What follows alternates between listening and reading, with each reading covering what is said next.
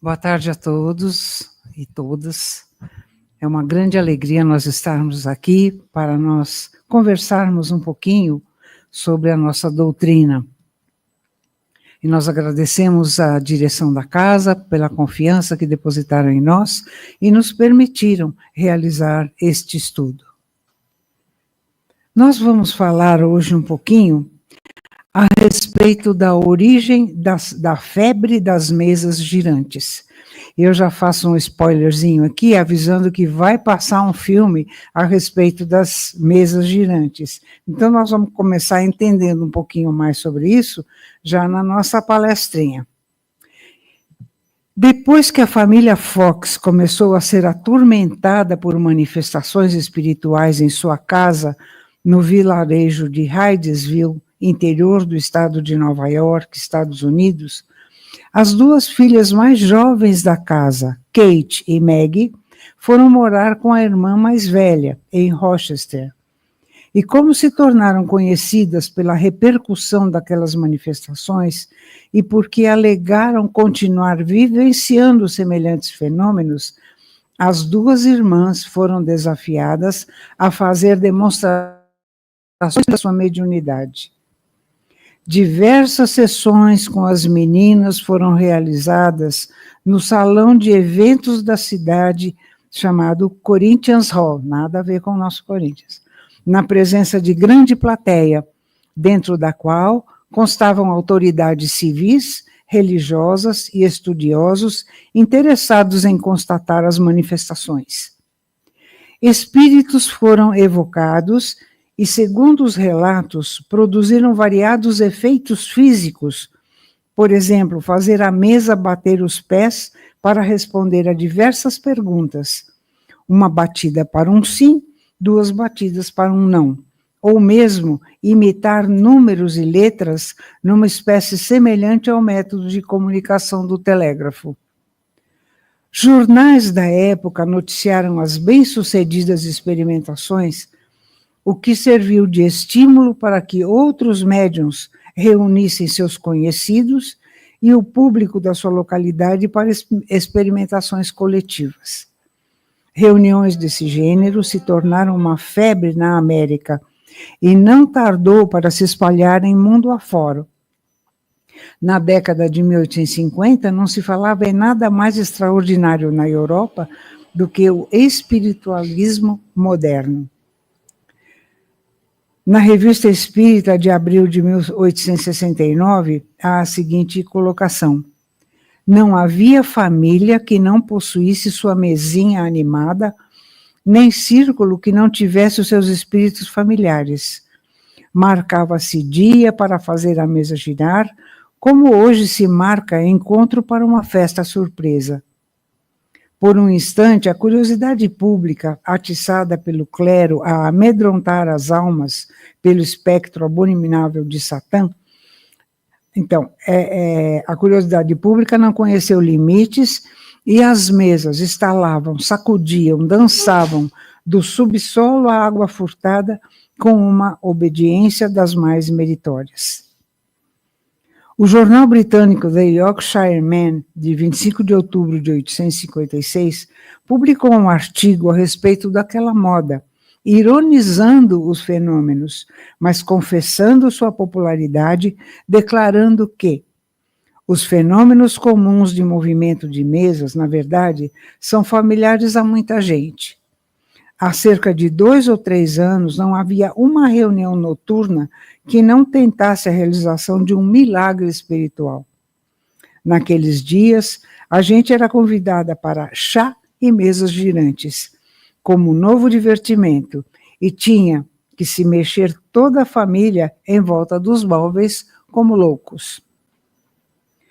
A história registra que participavam dessas experimentações pessoas das mais diferentes classes, dentre os mais frívolos indivíduos, até autoridades e personalidades mais ilustres das artes e das ciências. Nos Estados Unidos, um juiz da Suprema Corte de Nova York, John Worth Edmonds, foi um dos primeiros notáveis a se dedicar na verificação metódica dos movimentos. Allan Kardec tomou conhecimento dos fenômenos de mesas girantes através de relatos e observações, principalmente de amigos e conhecidos, e não através de uma ciência oficial. Inicialmente, ele considerava o fenômeno como algo relacionado ao magnetismo animal, mas a curiosidade e a busca por explicações levaram-no a investigar mais a fundo.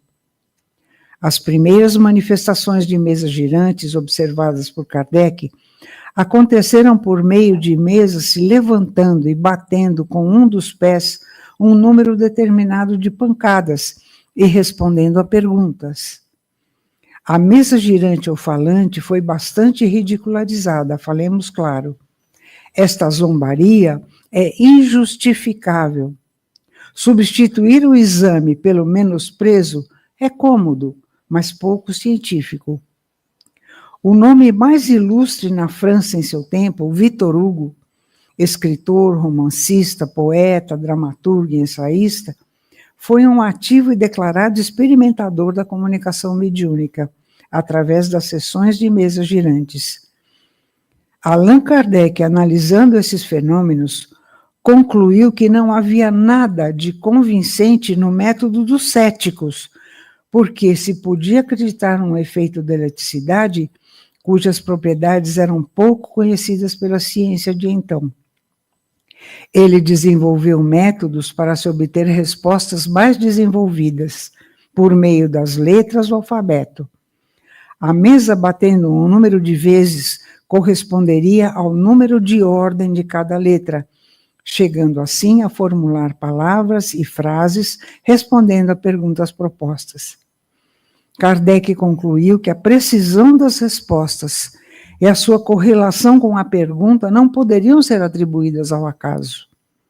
O ser misterioso que assim respondia, quando interrogado sobre sua natureza, declarou que era um espírito ou gênio, deu o seu nome, forneceu diversas informações a seu respeito, e a partir dessas comunicações é que surge o primeiro livro de Kardec, o Livro dos Espíritos. Fazendo um pequeno parênteses aqui, as mesas girantes, ou depois as pranchetas, né, que onde se era colocado um lápis, logo deram lugar aos psicógrafos, né? Os experimentadores verificaram que não havia necessidade de uma prancheta ou de estabelecer as perguntas para uma mesa girante, mas sim colocar um lápis na mão de um psicógrafo, naturalmente, um médium que tinha a capacidade de psicografia, e a partir daí as perguntas e respostas começaram a fluir de uma maneira abundante. E Kardec, no seu método científico, ele formulava uma pergunta, distribuía a vários médiuns no mundo todo. Depois ele coletava as respostas e comparava todas elas, verificando as que eram coerentes umas com as outras e as que não tinham coerência ele descartava. Então foi a partir deste método científico que surgiu o Livro dos Espíritos. Kardec e os detratores. Comumente encontramos aqui e ali ferrenhos opositores dos postulados espíritas. Embebidos de um forte sentimento de repulsa, lançam mão de diversos argumentos para afirmarem que o espiritismo é coisa do demônio, para pessoas leigas, de gente bitolada. De modo agressivo, tentam dissuadir-nos da crença na reencarnação, na mediunidade, na multiplicidade de mundos habitados e outras coisas. Nesse momento de descontentamento, a figura do mestre Lyonês deve ser o nosso exemplo. Sempre procurado por diversos tipos de pessoas e submetido a toda sorte de perguntas, nunca se irritou, deixando que o descontrole tomasse conta dele. Quando percebia no questionador o propósito único de depreciar a imagem da doutrina, argumentava, ponderado, que nenhum interesse tinha em submeter-se aos seus caprichos, pois o objetivo do espiritismo não é criar prosélitos, mas sim levar àqueles de crença sincera que a buscarem o melhor para si próprios. Embora muitos fossem homens de notável cultura, não se preocupava em convertê-los, compreendendo as necessidades de cada um e respeitando as suas convicções. Ao sentir no opositor um fanático religioso, ouvia-o com atenção e em momento algum lançava a mão de argumentos ofensivos, respondendo a contento às perguntas propostas e esclarecendo ao interlocutor os pontos doutrinários espíritas, sempre brando e enérgico, nunca agressivo ou submisso. Portanto, se pretendemos a defesa doutrinária do espiritismo, a única forma de não sucumbirmos é seguir as pegadas de Kardec. Ao invés de retribuirmos a ofensa com o desequilíbrio, devemos ser firmes em realçar as verdades espíritas, sem, contudo, condenar as verdades que esta ou aquela pessoa queira nos impor, deixando que o tempo se encarregue de fazê-las enxergar os seus equívocos. Uma curiosidade nós vamos trazer agora para todos os irmãos aqui presentes. Uma carta para o senhor Allan Kardec. Allan Kardec, o codificador da doutrina espírita, naquela triste manhã de abril de 1860, estava exausto, acabrunhado, fazia frio. Muito embora a consolidação da Sociedade Espírita de Paris e a promissora venda de livros, escasseava o dinheiro para a obra gigantesca que os espíritos superiores lhe haviam colocado nas mãos. A pressão aumentava. Missivas sarcásticas avolumavam-se à mesa. Quando mais desalentado se mostrava, chega a paciente esposa, Madame Rivail, a doce Gabi, a entregar-lhe certa encomenda cuidadosamente apresentada. O professor abriu o embrulho, encontrando uma carta singélica, e leu: Senhor Allan Kardec, respeitoso abraço. Com a minha gratidão remeto-lhe o livro anexo, bem como a sua história, rogando-lhe, antes de tudo, prosseguir em suas tarefas de esclarecimento da humanidade, pois tenho fortes razões para isso. Sou encadernador desde a meninice, trabalhando em grande casa desta capital.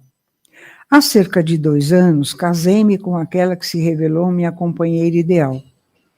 Nossa vida corria normalmente e tudo era alegria e esperança, quando no início deste ano, de modo inesperado, a minha Antoniette partiu desta vida, levada por sorrateira moléstia. Meu desespero foi indescritível. Julguei-me condenado ao desamparo extremo. Sem confiança em Deus, sentindo as necessidades do homem do mundo e vivendo com as dúvidas aflitivas do nosso século, resolvera seguir o caminho de tantos outros ante a fatalidade. A prova da separação vencera-me. Eu não passava agora de trapo humano. Faltava ao trabalho e meu chefe, reto e ríspido, ameaçava-me com a dispensa. Minhas forças fugiam. Namorava diversas vezes o Senna e acabei planejando o suicídio. Seria fácil, não sei nadar, pensava eu. Sucediam-se noites de insônia e dias de angústia. Em madrugada fria, quando as preocupações e o desânimo me dominaram mais fortemente, busquei a Ponte Marie. Olhei em torno, contemplando a corrente, e ao fixar a mão direita para atirar-me, toquei um objeto algo molhado que se deslocou da amurada, caindo-me aos pés. Surpreendido, distingui um livro que o orvalho umedecera. Tomei o volume nas mãos e, procurando a luz mortiça do poste vizinho, pude ler logo no frontispício, entre irritado e curioso: Esta obra salvou-me a vida. Leia com atenção e tenha bom proveito. A. Lohan. Estupefato, li a obra, o Livro dos Espíritos, ao qual acrescentei breve mensagem, volume esse que passo às suas mãos abnegadas, autorizando o distinto amigo a fazer dele o que lhe aprouver. Ainda constava da mensagem agradecimentos finais, a assinatura e a data e o endereço do remetente. O codificador desempacotou, então, um exemplar do Livro dos Espíritos, ricamente encadernado, em cuja capa viu as iniciais do seu pseudônimo, e na página do frontispício, levemente manchada, leu com emoção não somente a observação a que o missivista se referia, mas também em outra letra firme: salvou-me também. Deus abençoe as almas que cooperaram em sua publicação. José Perrier. Este foi o autor da... Após a leitura da carta providencial, o professor Rivail experimentou nova luz a banhá-lo por dentro. Aconchegado o livro ao peito, raciocinava, não mais em termos de desânimo ou sofrimento, mas sim na pauta de radiosa esperança.